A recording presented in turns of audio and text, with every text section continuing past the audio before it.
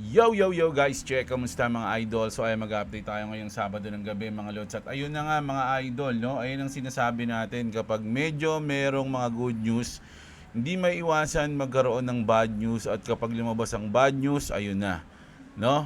Sayang, di ako nakapag-short, di ako nakasabay dun sa GC. Ang dami nag-short. Ang dami nag-short, sayang mga lods. So tingnan natin. So ito yung chart natin mga lodi.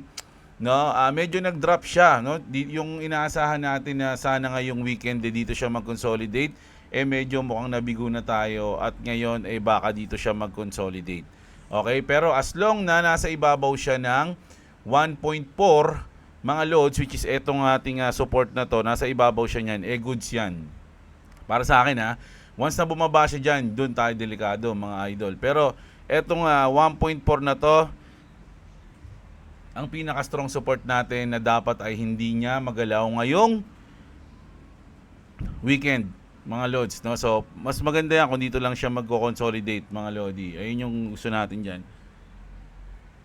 At ayun na nga, no? Grabe, ano ba yung nangyari? Ang kulit kasi ni Daddy Trump, hindi na alam niya sa nangyayari sa Middle East, di natin alam kung sino nagsasabi ng totoo. Kanina may report na tawag dito, nagsisinungaling yung Middle East o yung Iran at ang tama ay si Trump. Ngayon naman, si Trump naman daw yung sinungaling, mga idol. So ito, breaking, sabi rito mga lodi, no? Iran's Speaker of the Parliament, Ghalibaf, says President Trump made 7 claims in 1 hour, all of which were false. No? So pitong-pito daw ang 7 Lazarus, mga idol. No? Speaker Ghalibaf says the US did not win the war with these lies. No? And they will certainly not get anywhere in negotiation either. O ayan mga lord. Alam niyo nakakalito no? Kung sino yung kakausapin mo dun sa Iran. Ang dami kasing leader dun. Ang daming leader dun mga lords. No? Nung namatay si Khamenei o yung hindi na makapag decision si Khamenei, mga lord, yung parang pinaka prime minister nila dun. O yung pinaka supreme leader pala. Merong, di ko alam kung siyam o 7 o 12, basta may mga leader na pwedeng mag-decide ng mga sarili nila. So, ayun yung nangyari dito siguro, mga idol, no? With the continuation of the US blockade, the Strait of Hormuz will not remain open. So, ayun yung pangalawang kasinungalingan daw. Kasi sabi ni Trump, bukas na yung Strait of Hormuz. No? So, ayun yung pangalawa. Hindi raw totoo yun. Sarado pa rin yung Strait of Hormuz. Passage through the Strait of Hormuz will be conducted based on the designated route and with Iranian authorization. No? Kumbaga, Iranian pa rin yung masusunod doon. Ayun yung sinasabi dito. Whether the Strait of Hormuz is open or closed and the regulations governing it will be determined by the field, not by social media. O ayun sinabi rito mga lodi. But said social media kayo nagdidesisyon, no? Dito tayo maglaban-laban sa field. Media warfare and engineering public opinion are an important part of war.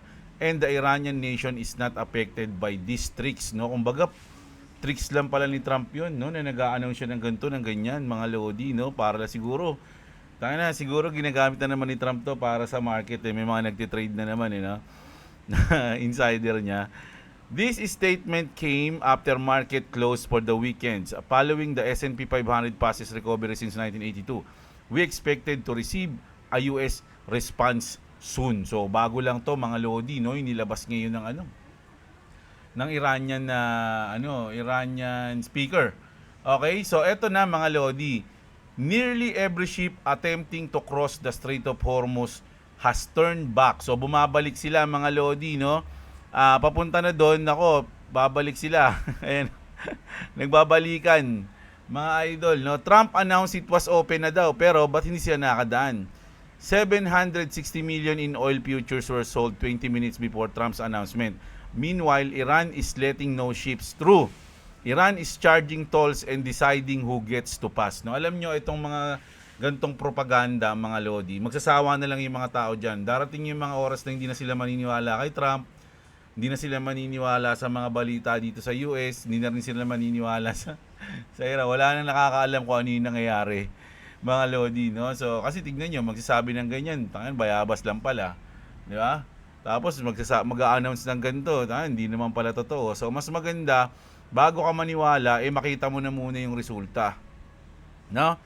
Ganun lang yan mga lodi. To see is to believe. Ganun nga. Yung kumbaga, ganun na, magiging ganun na. Hindi na yung pag sinabi ni ganito, ni ganyan, maniniwala ka na agad. Kahit si Trump ay may sabi. Di ba? So, meron tayong aral ngayon. Kahit sabihin ni Trump na may ganito, na may ganyan, hindi ibig sabihin na totoo yun. Baka palabas niya lang yun para manalo yung insider niyan, trader. Diba? Malay mo, may naglong na insider yan bago siya mag-announce. Grabe talaga si Trump. Oh. Masyadong no? Mandurugas, no? Oh, ayan ha.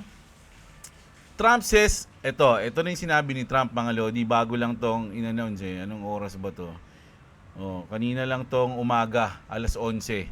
Sabi dito mga idol, Trump says if there's no deal by Wednesday, kasi Wednesday yung mga lodi, no? Yung limit, ang tawag doon yung hanggang Wednesday na lang kasi yung ceasefire, no? Na ginawa ni Trump. So it's either mag-extend siya o hindi niya na-extend. So sabi dito, if there's no deal by Wednesday, when the ceasefire expires, expire pala, no? So Wednesday na mag-expire, he may resume bombing while keeping the blockade in place, no? Kumbaga sabi niya rito, kapag walang deal na naganap sa Wednesday, andun pa rin kami sa Strait of Hormuz, naka-blockade pa rin yon at bobombahin na namin kayo. Parang ganoon. Maybe I won't extend it. O, di ba sabi niya, pwedeng hindi ko na-extend. Yeah, para yung ceasefire para bakbakan na uli. Oh. So you have a blockade and unfortunately we'll have to start dropping bombs again. So ayan, ako mukhang magkakagulo na naman. Taka na. Yung market natin, mga lodi, bumabagsak na din uli. Oh my goodness, mga idol, no? Grabe. Grabe yung nangyayari ngayon, mga idol, di natin alam kung saan mapupunta to. No, on the uranium, ito naman sa on the uranium, no? Ito yung gusto ni Trump o yung ayaw niya magkaroon yung Iran. Sabi niya rito, we'll go in with Iran and take it together, 100% of it back to the United States. If we don't do that, we will get in a much more unfriendly form, no? Wednesday is now the most important deadline of the entire conflict. Not because Trump hasn't set deadlines before and walked them back, but because this time the architecture of a deal actually exists na. The question is whether 4 days is enough to get signatures on paper, mga idol, no? Ito ako simula ngayon di na ako maniniwala sa mga sasabihin ni Trump, mga lodi. Hangga't maaari nga baka kumontra pa ako kung ano man yung sabihin niya. Kung maging bully siya baka mag-short ako, no? Kung maging maging negative siya baka mag-positive ako, maglong ako. Mukhang baliktad na yung nangyayari ngayon, mga idol, no? Nagkakaroon ng gaguhan. Hindi mo na alam kung ano yung mangyayari dito, mga lods, no? So hanggang Wednesday daw, mga idol, no? Miyerkules hanggang dun yung expiration na kanilang ceasefire. So ngayon pa lang, hindi pa nag-expire yung ceasefire, sinara na ulit ng Iran yung Strait of Hormuz kahit naka-blockade pa dun yung US. So hindi kasi natin alam kung ano yung talagang nangyayari dun, mga lods. Syempre babase ka lang sa mga tawag dito, sa mga sinasabi ni Trump. 'Di ba? Kasi syempre si Trump yun, sila nakakaalam 'di ba? Presidente yun. Parang yung sinabi ni pinost ni Bongbong na nahuli na si Saldico, pero wala namang sinasabi, wala namang picture. Wala namang balita din sa Czech Republic. Parang sinabi niya lang bigla, tapos parang asan na, paano mangyayari? No, parang naiwan kang nag-aabang ng susunod na mangyayari. So parang ganito yung kay Trump, mga lodi, no? Ako hindi na ako maniniwala diyan kay Trump, mga lods, kay Daddy. Dahil loko-loko rin no. So ayan, iba-iba no. Pwedeng titignan natin, mga lods, kasi mahirap basta-basta maniwala yung market biglang sumasabay 'di ba? Tapos biglang mabibigo ka rin pala sa huli. Oh, 'di ba? So sabi dito, mga lodi, ito pang isa, mga lods, no? In-announce din to ni Trump. President Trump has just announced the Department of War will be releasing files on UFOs imminently. So, in-announce niya na to dati, pero parang nabitin, hindi nilabas. Pero ngayon, in-announce niya na naman, this process is well underway and we've found many very interesting documents. I must say, the press releases will begin very, very soon. So you can go out and see if the phenomenon is correct, mga idol. Alam nyo, maraming ngayon 'di ba yung maraming nagpapa-interview ngayon, yung mga dating sundalo, matatanda na. Mga dating sundalo, mga talagang naka-witness ng mga alien, meron ding yung mga legitimate sources na nagsasabi, napapanood ko sa YouTube na talagang meron daw talagang alien, mga idol, no? At nakakatakot daw, mga lodi. Sabi nga ng isang interview, kung alam nyo o nakita nyo yung nakita ko, parang ganun, hindi kayo makakatulog sa gabi. No, hindi dahil mamamatay tayo lahat pero hindi ka makatulog sa gabi dahil alam mong merong mga ano matawag doon? Mga alien o may mga ibang living things no na pwede tayong i-wipe out daw anytime. Mga idol na panood ko dun sa Grabe 'yun. So kung ito, i-announce si Trump o papakita nila kung ano talaga yung mga alien na yan, mga lodi. Maniniwala ba agad tayo? Tangina, parang ayoko na maniwala dito kay Trump Pero malay nyo naman, totoo. Di ba? So, grabe. Grabe yung mga nangyayari ngayon, mga lods. Ito, another massive perfectly timed oil trade. Ito yung sinasabi ko, mga lods, no? Yung mga announcement na parang sinadya para lang kumita yung insider. Ayon sa Coin Bureau, may muling nangyaring kahina-hinalang malaking short selling sa Brent crude oil. 760 million plus na short position ang inilagay 20 minutes lang bago lumabas ang balita na muling bubuksan ang Strait of Hormuz noong April 17. Kumbaga, 'di ba, may nag-short, mga lods, no? Nung in-announce ni Trump na bubuksan na yung Strait of Hormuz. Syempre, pag binuksan yung Strait of Hormuz, bababa yung presyo ng langis. 'Di ba? Kasi mau-open yung Strait of Hormuz So 20 minutes bago i-announce ni Trump nabubuksan yung Strait of Hormuz, merong nag-short ng oil. So, panalo yun. Mga loads, di ba? Sino yun? Di ba? So, parang eto ginagamit. Ay, nako. Ayan. Kadugaan to, mga lodi. Pagtapos ito, bumagsak agad ang presyo ng langis ng 11%. Pababa sa humigit kumulang $85. So, panalo na yung nag-short na yun. Di ba? Imagine. Ito ang ikatlong beses sa loob ng 26 araw at kabuang 2.29 billion ang shorted o mga lodi, no? Imagine. Ganun kalaki. A-announce ka lang ng kasinungalingan para sumunod yung market. March 23, 500 million short bago ang balita tungkol kay Trump at Iran, presyo bumagsak ng 15%. April 7, 950 million short bago ang ceasefire news sa US-Iran, presyo bumagsak ng 15%. April 17, 760 million plus short, 11% drop. Mukhang sobrang tumpak ang timing ng mga malalaking short trades na ito sa tuwing may paparating na magandang balita para sa Iran oil supply. Kaya nagdududa ang marami kung may front running o manipulation. Kailangan pa ng masusing investigasyon pero malinaw na sobrang coordinated ang mga timing. Ayun yung sinasabi natin. No, na pwede kang mag-announce dahil presidente ka naman, pwede kang mag-announce ng ganito para maapektuhan yung market, pero kasinungalingan naman yung sinabi mo. 'Di ba? So, kaya lang nakinig yung market sa'yo, kumilos. Panali yung insider mo. Baka mamaya siya rin yun, si Trump din yan 'Di ba? So, grabe. Grabe yung nangyayari ngayon, mga idol. Nako, paano natin, ngayon, kung ikaw trader ka, paano mo ngayon didiskartehan yung ganito?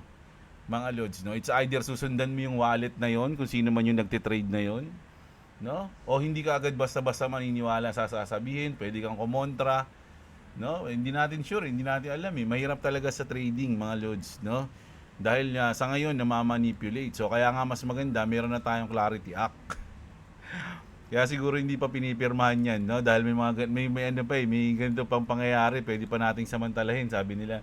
Huwag niyo munang pwede pa nating gamitin yung war para kumita, no, di ba? Grabe kasama, no? Ito, the Clarity Act speaking is about to break through, no? And most people have no idea what's coming. JP Morgan just confirmed negotiations are nearing a breakthrough. Stablecoin dispute resolved na yan, no? Yung sa Coinbase. Senate aligned, White House backing, Every institutions, every bank, every trillion sitting on the sidelines was waiting for the exact moment. That moment is hours away. So napakalapit na daw nito. Kasi tinanong ko yan sabi ko, totoo ba to? Ayun, siguro ko, oo, totoo yan. Base sa latest reports, ayon sa JP Morgan analyst, April 15, 16, 2026, malapit na talaga ang breakthrough sa Digital Asset Market Clarity Act. Narrows na raw ang negotiation sa 2 to 3 issues na lang. At ang matagal ng away sa stablecoin yield rewards ay in a good place na o mostly resolved na. Key points mula sa credible sources, House Bill, inaipasa na noong 2025 sa Senate, ongoing and talks, puro positive. Momentum, according kay JP Morgan at iba pang reports, bigyan ng clear rules ang crypto, alin ang commodity at alin ang security, stablecoin at DeFi. Pero hindi pa yan 100%, which is siyempre hindi pa napapasa. Wala pang final text na public, walang fixed vote schedule, may midterm election risk sa November 2026, kaya pwedeng ma-delay pa yan. May ongoing lobbying for banks versus crypto groups sa stablecoin yield. Alam nyo, itong midterm, meron akong naamoy dito sa midterm election No, it's either tataas yung market, mga lodi. Kasi for me, mga idol, every election sa pagkakatanda ko lang pag election tumataas yung market para magkaroon sila ng pondo. 'Di ba? So, sa tingin ko sasabay itong midterm, mga idol. No, sasabay itong midterm election. Magkakaroon sila ng diyan. Kailangan nila ng pondo, so kailangan nilang pataasin yung market. Di ko alam hula ko lang 'yun, mga idol, no? Nako, ito na ang SHIB. At kilala niyo ba to si Steve Aoki, no? Famous DJ yan. Naalala ko yung video na kinutungan niyan si Shaquille O'Neal SHIB rises despite Steve Aoki exit from holdings. So, kumbaga, umalis na siya sa SHIB. No? Binenta niya na yung mga SHIB niya. Shiba Inu has posted a 5% gain over the past 7 days. The move comes despite recent reports that DJ and producer Steve Aoki has exited his position. According to blockchain analytics, firm Arkham Intelligence, Aoki sold 1.78 billion SHIB for around $10,300, mga idol. No? So, nag-exit na siya sa SHIB. Pero kahit na nag-exit siya, hindi bumagsak yung SHIB, umangat pa ng 5%. Di ba? So, wala naman 'yan kahit na mga celebrity yan, mga lodi. Walang bilangin pagdating sa crypto. No, sikat lang sila kaya sinasama sila. Most people are saying the XRP Solana, kasi 'di ba marami nagsabi, katulad ni Pampius kanina, yung binasa natin, 'di ba? Na wala namang kwenta yung na yan, yung partner ng XRP and Solana, ba't ako bibili diyan, ganito ganyan, etc. Pero sabi dito ni CryptoCoin, Cryptoin 6 Saitok.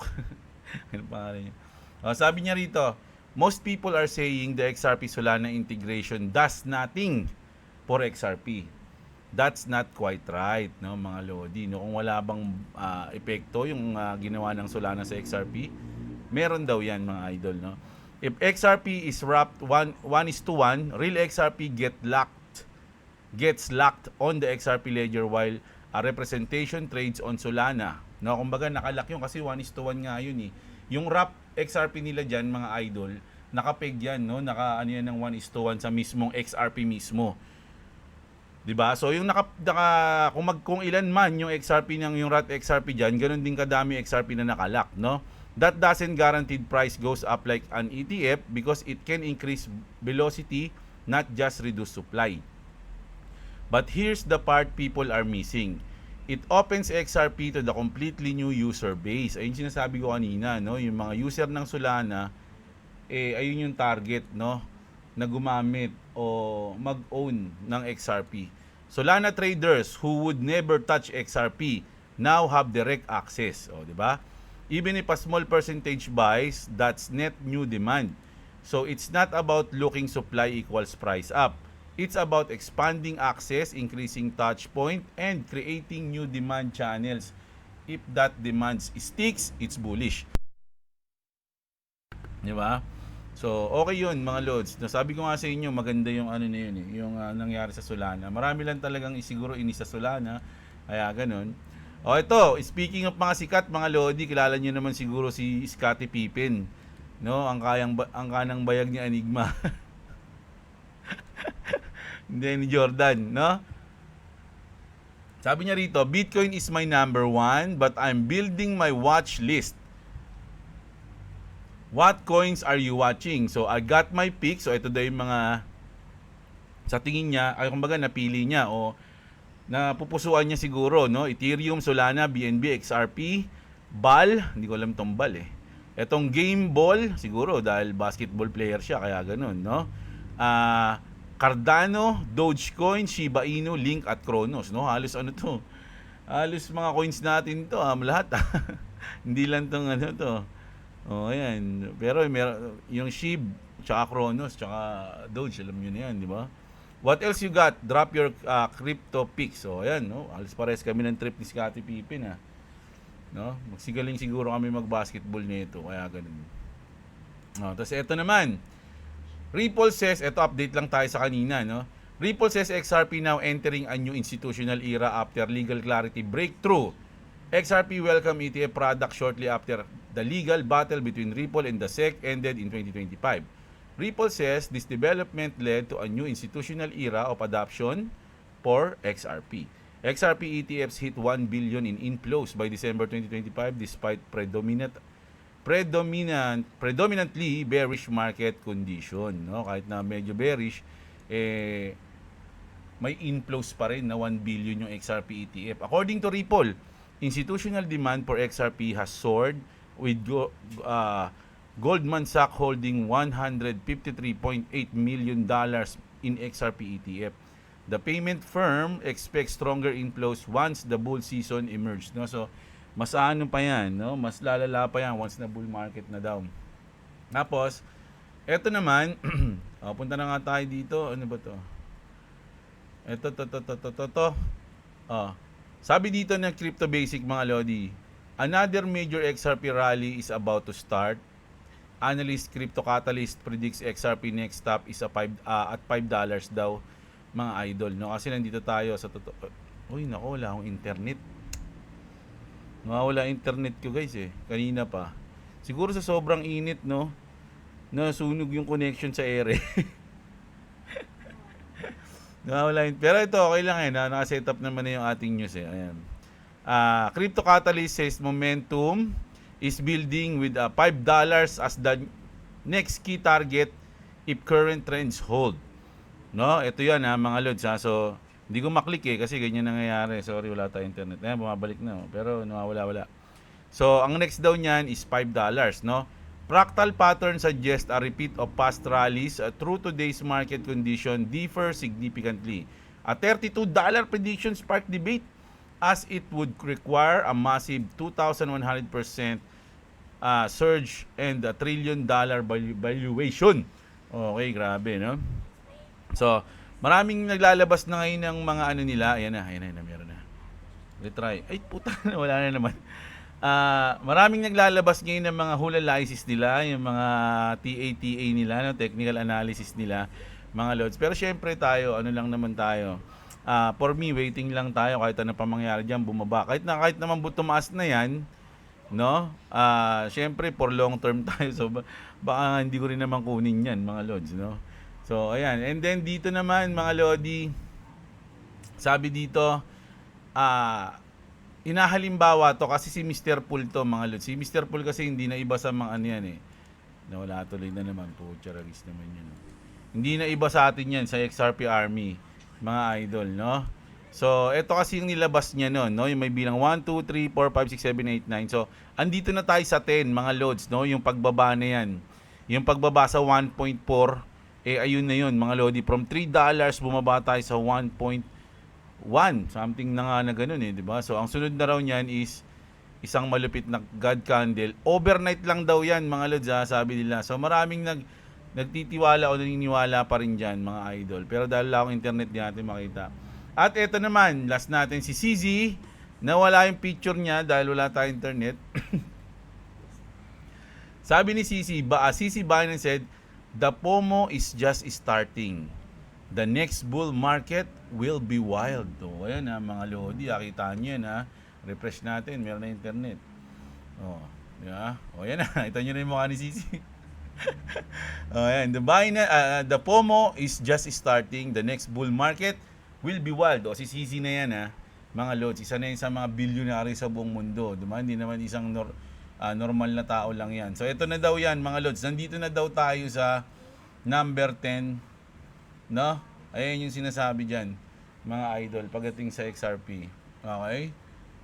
So, ito, bago to tingnan natin. Salaries paid in XRP.